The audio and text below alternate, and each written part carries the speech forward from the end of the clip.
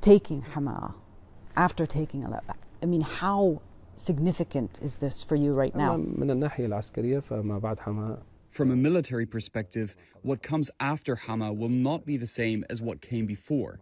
However, I prefer not to be overly optimistic during the battle. I like to remain cautious and vigilant to avoid complacency and ensure we don't suffer losses while believing we are safe. What comes after this? What's after Hama? The course of the battle, as for the secrets of the battle, let's leave them to the unfolding events. You will witness them in reality, which is better than discussing them now. In a matter of days, you have taken major cities. What's changed? How are you able to do this now? In recent years, there has been a unification of internal opinions and the establishment of institutional structures within the liberated areas of Syria. This institutionalization included the restructuring within military factions. They entered unified training camps and developed a sense of discipline.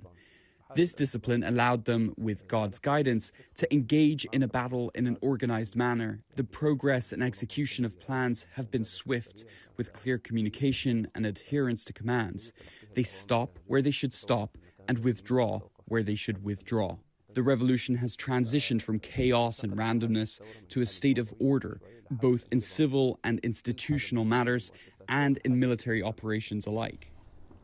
Some believe this is happening because the allies of the Assad regime, the Russians, Hezbollah, Iran, that they're weakened, they're preoccupied with other wars. And this is why we are seeing this happen right now. And the Syrian regime itself weakened. Is this what is happening right now? Is this why you chose to launch this offensive right now? As you know, we are still in the midst of the battle, and discussing such details at this time is not wise. But you faced more of a resistance in Hama than you did in Aleppo. What do you think happened? Why did the regime withdraw like it did? The seeds of the regime's defeat have always been within it. It has been effectively dead since that time. However, the Iranians attempted to revive the regime, buying it time, and later the Russians also tried to prop it up. But the truth remains, this regime is dead. In the last year, it seemed like Bashar al-Assad survived the war. He was welcomed back into the Arab fold and on the world stage. The Arab countries' evaluation of the situation was mistaken. Some Arab countries try to separate the regime from Iran's project. This is impossible. Even if the regime wanted this, it can't implement it. It's a subservient relationship.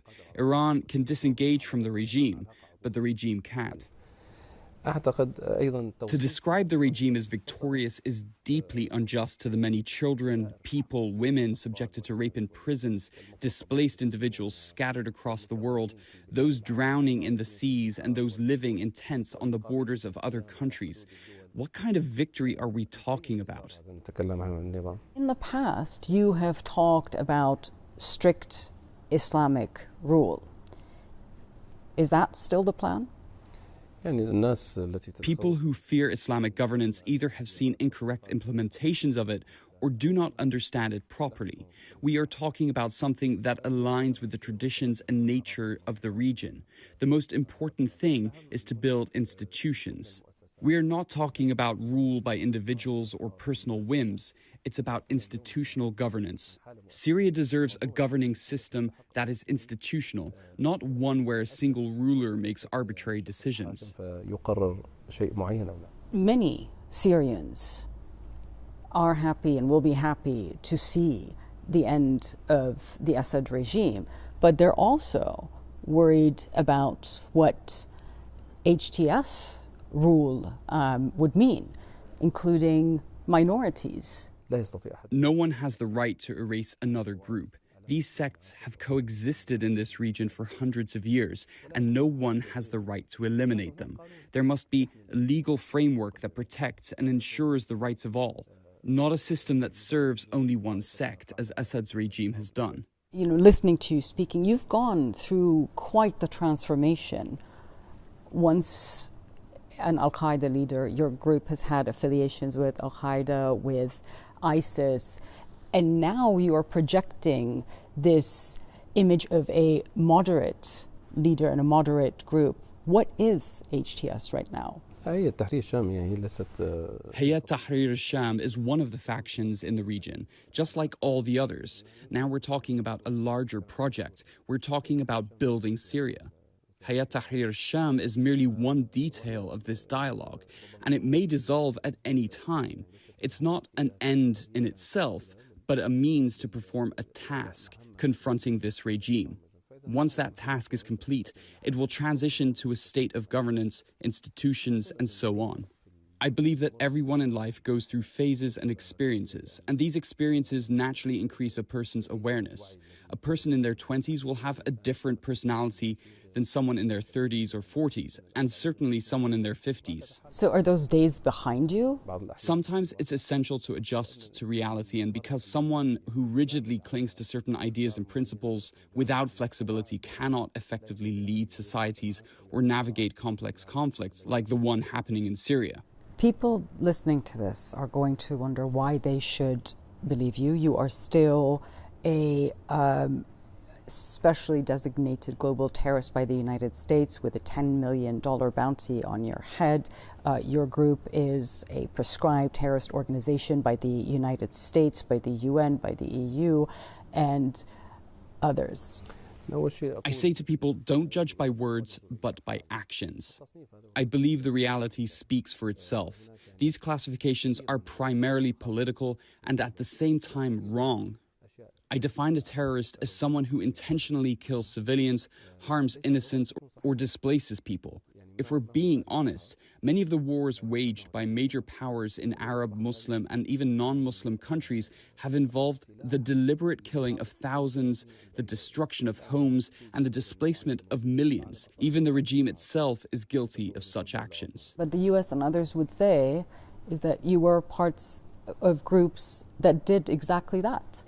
Personally, I have not done these things. The situation must be understood in its historical context.